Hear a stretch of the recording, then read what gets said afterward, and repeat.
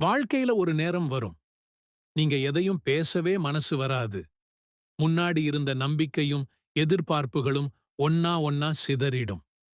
சில நேரம் சின்ன சின்ன பிரச்சனைகள் கூட பெருசா தோணும். ஒரு வார்த்தை சொன்னாலே யாராவது புரிஞ்சுக்கிடுவாங்கன்னு தோணும். ஆனா, சொல்றதுக்கே ஒரு இடம் தெரியாத அந்த அமைதியான சத்தமுடனான போராட்டம். இத பத்தி யாரோட பேசுவோம்? நம்ம பிரச்சனைய யாராவது உண்மையா கேட்கிறாங்களா? யாராவது நம்ம சோகத்தை உணர முடியுமா? நம்மளைச் சுற்றி பல பேர் இருக்கிறாங்க. ஆனா அந்த மன அழுத்தம் மட்டும் நம்மளை மட்டுமா பிடிச்சுக்கிட்டு இருக்கும் போல் இருக்கு. இந்த தருணத்துக்காகத்தான் ஒரு வார்த்தை, ஒரு துஆ, ஒரு மனநிலை, அது ஒரு பெரிய வாக்குறுதி மாதிரி இருக்கும். நம்மள விட மேல ஒருவரிடம் நம்ம முழு நம்பிக்கையையும் கொடுக்கும் ஒரு வரி. இது ஒரு சாதாரண துஆ இல்ல. இதில் இருக்கும் வலிமை ஒரு மானிடன் முழுக்க உடைந்திருந்தாலும் அதை கொஞ்சம் கொஞ்சமா மறு அமைப்பாக்கும் சக்தி. இந்த துஆவ சற்றே மனமாற சொன்னாலே உங்க உள்ளுக்குள்ள அமைதியோட பசுமை பரவும். அது ஒரு வார்த்தை இல்ல, ஒரு உணர்வு. இந்த துஆவை யார் ஒருவர் காலையில் 7 முறை, மாலையில் 7 முறை ஓதுவாரோ, அவரது இவ்வுலக மறு உலக வாழ்க்கையில் அவருக்கு கவலை அளிக்கும் அனைத்தையும் விட்டு அவரை பாதுகாக்க அல்லாஹ் போதுமானவன். ஹஸ்பி அல்லாஹு லா இலாஹ இல்லா ஹுவ அலைஹ் தவக்கல்து வஹுவ ரப்புல் அர்ஷில் அஸீம். துஆவின் பொருள், எனக்கு அல்லாஹ்வே போதுமானவன்.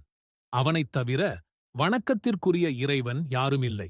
நான் அவனையே முழுவதும் சார்ந்துள்ளேன். அவன் மகத்தான அர்ஷின் அதிபதி ஆவான். இன்ஷா அல்லாஹ், காலை மற்றும் மாலையில் 7 முறை இந்த துஆவை ஓதுவோம்.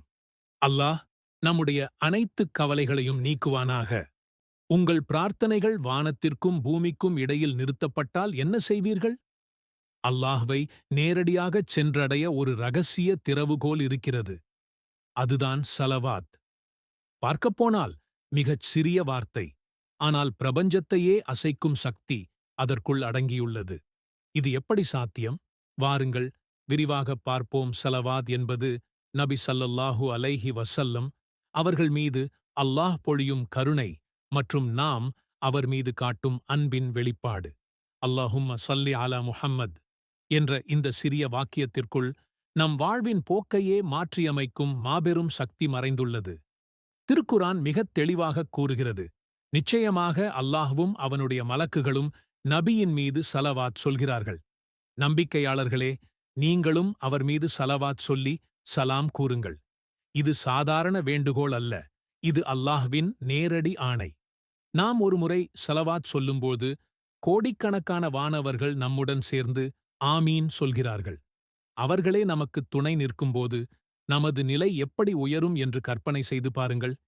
நபி ஸல்லல்லாஹு அலைஹி வஸல்லம் அவர்கள் கூறினார்கள், யார் என் மீது ஒருமுறை ஸலவாத் சொல்கிறாரோ அவருக்கு அல்லாஹ் 10 நன்மைகளை எழுதுகிறான், 10 பாவங்களை மன்னிக்கிறான், 10 அந்தஸ்துகளை உயர்த்துகிறான், மேலும் அவருக்காக 10 ஸலவாத் திரும்பச் சொல்கிறான்.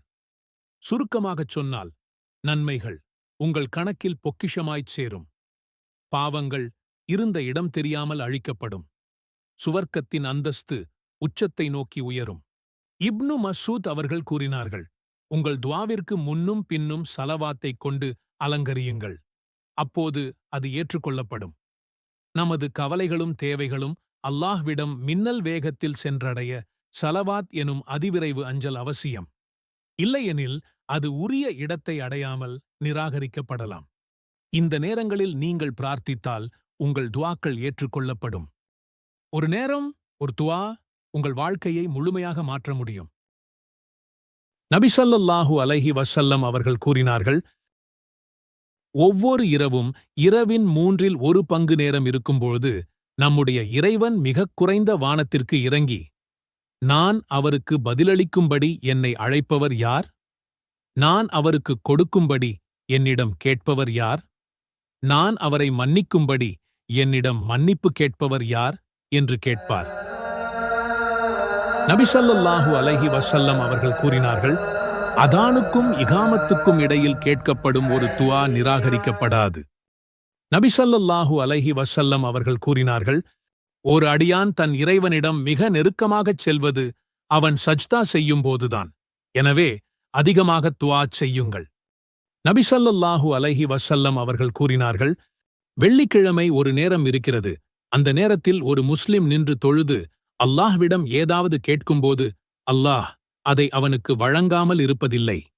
நபி ஸல்லல்லாஹு அலைஹி வஸல்லம் அவர்கள் கூறினார்கள், அதான் சொல்லப்படும் போதும் மழை பெய்யும் போதும் உங்கள் பிரார்த்தனைகளுக்கு பதிலைத் தேடுங்கள். நபி ஸல்லல்லாஹு அலைஹி வஸல்லம் அவர்கள் கூறினார்கள், நோன்பாளி தனது நோன்பை முடிக்கும்போது செய்யும் பிரார்த்தனைகள் நிராகரிக்கப்படுவதில்லை. நபி ஸல்லல்லாஹு அலைஹி வஸல்லம் அவர்கள் கூறினார்கள், சிறந்த பிரார்த்தனை துஆ அரஃபா நாளில் செய்யும் பிரார்த்தனையாகும். நபி ஸல்லல்லாஹு அலைஹி வஸல்லம் அவர்கள் கூறினார்கள், ஒடுக்கப்பட்டவர்களின் பிரார்த்தனையைப் பற்றி எச்சரிக்கையாக இருங்கள், ஏனென்றால் அதற்கும் அல்லாஹ்வுக்கும் இடையில் எந்த தடையும் இல்லை. நபி ஸல்லல்லாஹு அலைஹி வஸல்லம் அவர்கள் கூறினார்கள், நீங்கள் நோயாளிகளை பார்க்கும்போது அவர்கள் மீது நன்மையை சொல்லுங்கள், ஏனென்றால் உங்கள் பிரார்த்தனைகள் பதிலளிக்கப்படுகின்றன. நபி ஸல்லல்லாஹு அலைஹி வஸல்லம் அவர்கள் ஒவ்வொரு கடமையான தொழுகைக்குப் பிறகும் திக்ர் மற்றும் துஆக்களைச் செய்ததாக கூறப்படுகிறது. துஆ என்பது வழிபாட்டின் சாராம்சம். மேலும் அல்லாஹ் குறிப்பிட்ட நேரங்களில் நமது பிரார்த்தனைகள் ஏற்றுக்கொள்ளப்படுவதற்காக கருணையின் கதவுகளை திறந்திருக்கிறான். இந்த தருணங்களைத் தேடுங்கள், அவற்றை நேர்மையுடன் அணுகுங்கள், மேலும் அல்லாஹ் பதிலளிப்பான் என்று முழு நம்பிக்கையுடன் இருங்கள். உங்கள் இறைவன் என்னை அழைக்கவும், நான் உங்களுக்கு பதிலளிப்பேன் என்று கூறுகிறான். அல்லாஹ் நமது அனைத்து துஆக்களையும் ஏற்றுக்கொண்டு பதிலளிப்பானாக. ஆமீன்.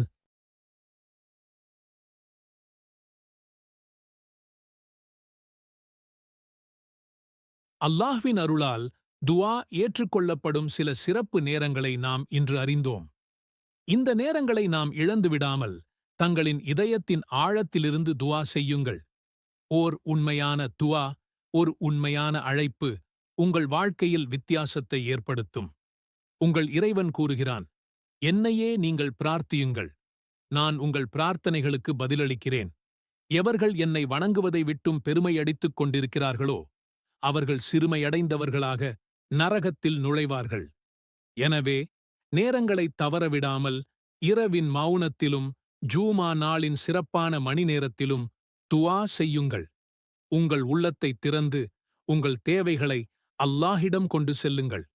நாம் அனைவரும் நம் துஆக்கள் ஏற்றுக்கொள்ளும் அந்த மகிழ்வை அனுபவிக்க அல்லாஹ் நம்மை வழிநடத்துவாராக. ஆமீன். ஹஸ்பி அல்லாஹு லா இலாஹ இல்லா ஹுவ அலைஹி توكلت وهو رب العرش العظيم. حسبي الله لا إله إلا هو عليه توكلت وهو رب العرش العظيم. حسبي الله لا إله إلا هو عليه توكلت وهو رب العرش العظيم. حسبي الله لا إله إلا هو عليه توكلت وهو رب العرش العظيم. حسبي الله لا إله إلا هو عليه توكلت وهو رب العرش العظيم. حسبي الله لا إله إلا هو عليه توكلت وهو رب العرش العظيم. حسبي الله لا إله إلا هو عليه توكلت وهو رب العرش العظيم.